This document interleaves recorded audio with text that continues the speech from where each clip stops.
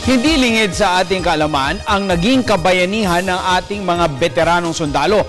Ngunit hindi lubusang bukas sa publiko ang mga pinagdaanan ng mga ating mga pinagmamalaking sundalo noong panahon ng ikalawang pandaigdigang digmaan.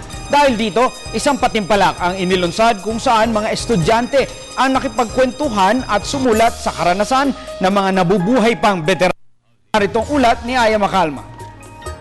Hindi lamang ang ating mga veteranong sundalo ang may itinatagong storya upang maging bayani ng ating bansa. Kaya naman ang misyon ng Philippine Veterans Bank at Philippine Daily Inquirer ay mailathala ito at malaman rin ng publiko kung paano nakaligtas ang ilang Pilipino sa iba't ibang bahagi ng bansa noong World War II. Kaya naman hinihikayat nila ang mga estudyante na magsumite ng kanilang sariling istorya sa mga Pilipinong buhay at kung ano ang kanilang ginawa para lamang mabuhay noong panahon ng digmaan. Ayon sa mga historian, sa ganitong paraan, mas magiging personal para sa mga kabataan ang pag-aaral ng ating kasaysayan. It establishes this, within the studentry connection with the older generation. And it's not just books, because learning is not only in books, but they feel a more personal approach.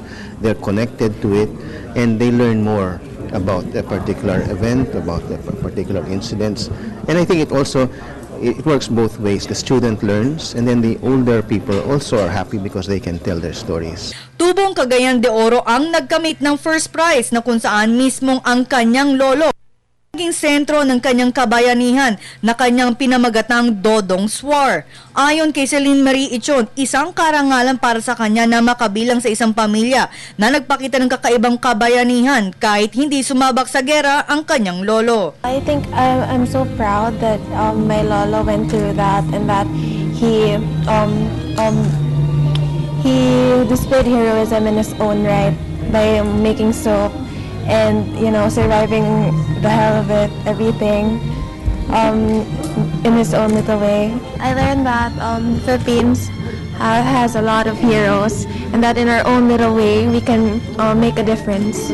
Ikinuwento ni Celine Ichon ang naging buhay ng kanyang lolo Filomeno Bautista na sumentro ang kanyang istorya kung papaano nabuhay ang kanyang pamilya sa pamamagitan lamang ng pagtitinda ng sabon sa loob ng 6 na buwan habang nagtatago sa mga sundalong Hapon. I was really surprised that I saw that article in the Inquirer that we won the first place, the top prize, and at least I'm happy because it did justice to what we experienced during the war, and also honor that old woman that I kept in my memory.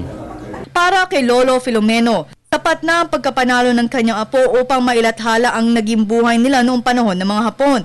Dahil ito ang kanyang misyon na maipahayag sa bansa ang ginawa nilang kabayanihan sa maliit na paraan.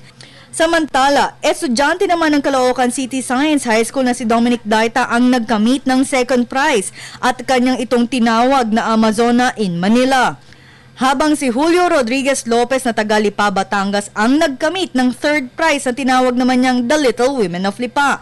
Ang lahat ng mga nanalo ay nagkaroon ng cash prize mula sa Veterans Bank at balak ng mga organizers na gawin ito taon-taon at gawing isang libro ang bawat istorya na ginawa ng mga estudyante, partikular na ang kakaibang kabayanihan ng isang Pilipino na nabuhay noong World War II. Para sa Telebisyon ng Bayan, Aya Macalma.